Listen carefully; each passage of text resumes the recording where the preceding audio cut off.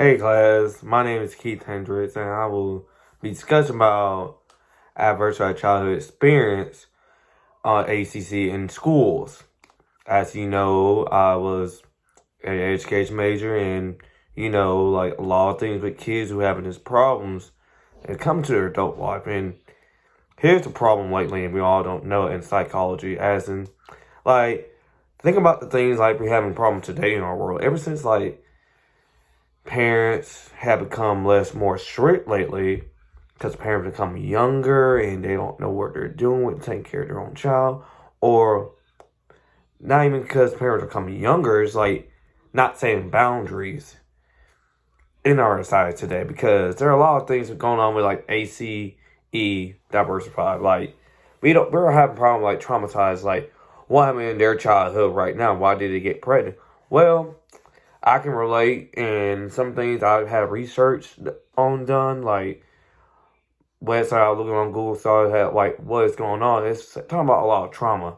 Like trauma is one of the important things in psychology. Like we can start by why did teen pregnancy start? Well, not only because parents didn't care about their first child, what happened to them. Maybe it's like family member or like a stranger who had sexual assault them or harassed them and became like harassed, and then they end up having pregnancy, and then they don't believe in divorce, or parents don't want to say anything, and they get up pregnant at a younger age. Now these things can happen when traumatized. Strategies such like trauma information about in schools. So what does that affect on schools? Let me tell you one thing about effect on schools. Like a lot of time, like as a education parapro teachers at the primary school, I see a lot of traumatized with trauma kids who are really scared, and getting to know a child by heart and saying like how their home household are.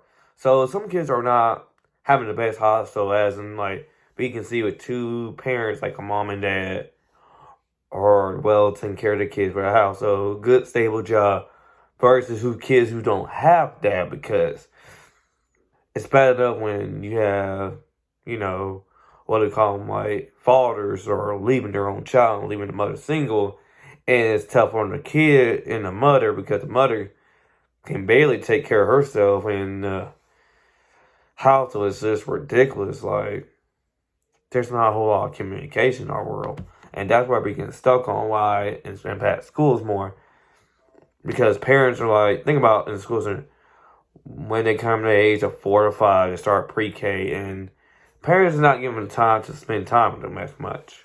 Ever since COVID happened, it's making it more harder for us now, because I realize like we got a child coming in the classroom now, don't have a very good home life, and we want to know what's the behaviors going on.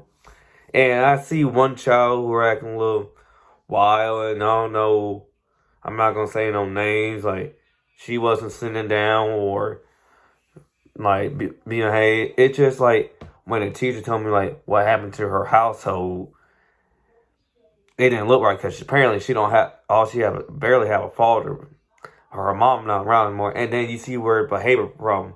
And here's what the trauma causing: fear, afraid. Like, okay, why does the child act this way? Why is the child so quiet? Maybe he's just introverted, or she's introverted, or you don't know what's going on behind.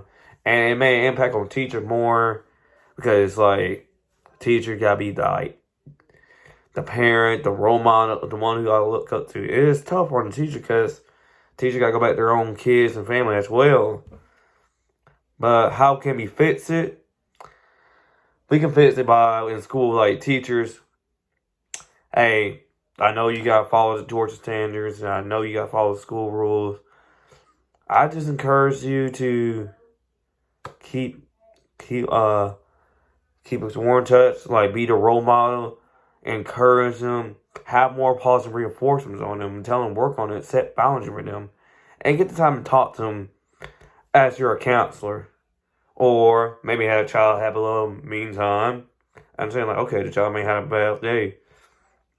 Sit them down and, like, let them calm down, let them find a spot.